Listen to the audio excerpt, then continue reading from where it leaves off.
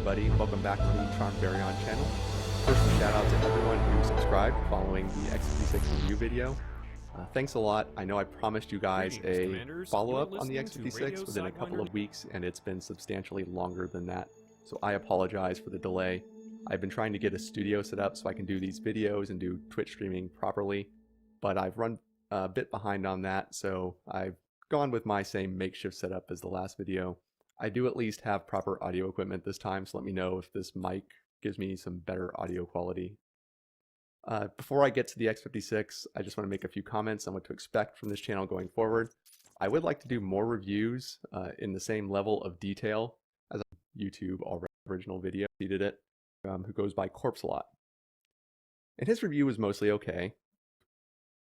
That's nonsense. I mean, that's just complete nonsense. Unfortunately, he showed the internals of the throttle, and his review was mostly okay, but he did make one big mistake.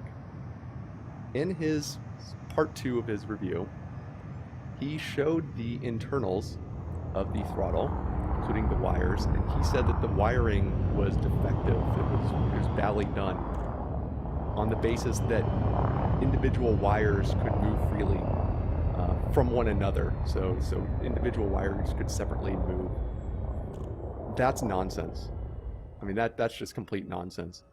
Unfortunately, there's a lot of suggestible people on YouTube who saw this video, saw completely normal wiring, but heard someone telling them it was bad and assumed that it was because I guess they believe everything they hear on the internet.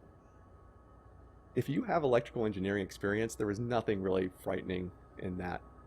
It's frankly ridiculous to think that wires moving independently doom something to fail.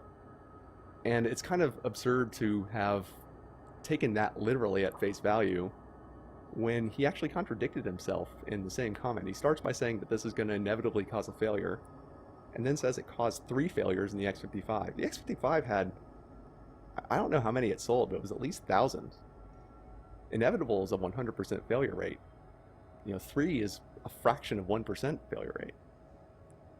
There is really nothing about that wiring that should have shocked anyone. And anyone who is saying, oh, I've seen how terrible the wiring is in there. No, you haven't seen anything. You saw normal wiring, and you didn't understand what you were seeing, and so you assumed it was bad because internals of electronics are scary to you. It's nonsense. So I think he was sincere. I'm not trying to do this as a call-out video for Corpse a lot. If you're watching this, Corpse a lot, I was not trying to embarrass you. My comments on the throttle in the first video were actually meant to address this without doing a call-out. Unfortunately, it seems that those comments caused a lot more damage among gullible individuals than it should have, and it needs to be corrected.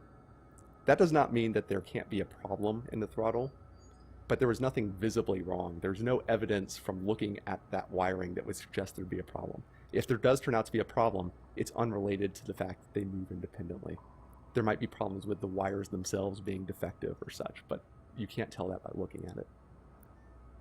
Okay, with that out of the way, let's go on to the actual commentary on the X56. I'm going to start with the things that I found I disliked more than I expected. That way we can follow up with the things I liked and end on a positive note. But before that, I want to make a few comments on this concept of VR readiness. This is advertised as a VR ready product. This is something that I knew about before I did the last review, and I forgot to mention it. This VR ready crap it pisses me off. Everything is suddenly VR ready. Your keyboard is VR ready because it doesn't stop working when you put on a VR headset. It's just really obnoxious. Thrustmaster's doing it now. They're calling their stuff VR ready. None of these things are actually built with VR in mind. Nothing on this has changed from the X55 that makes it better for VR. One thing I want to call out, this little mode switch. It's not perfect for VR because you have to take your hand off the throttle. You really shouldn't have to take your hand off the throttle anyway, right? That's why I call it hands on throttle and stick. Your hand's supposed to stay on it. But it's especially annoying in VR because you don't have the benefit of sight to guide you straight to it. You have to kind of learn to get your hand there. It's not the worst thing in the world. The thing is with VR, you kind of have 3 requirements you have to satisfy.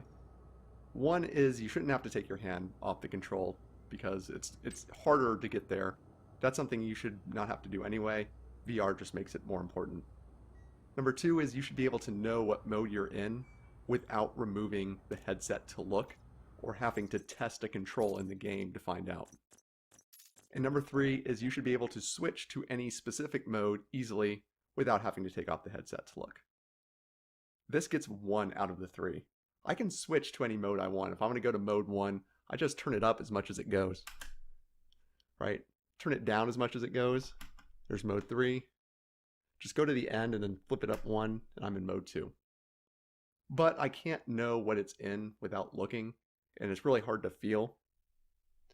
So the right way to do this would be to have some kind of a dial with 3 different settings, and say like the knurling on the dial changes depending on what mode it's in. So as you rotate it, you get to different kinds of knurl.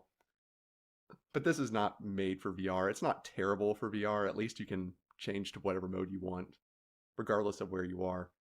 Something like the CH Pro throttle actually works really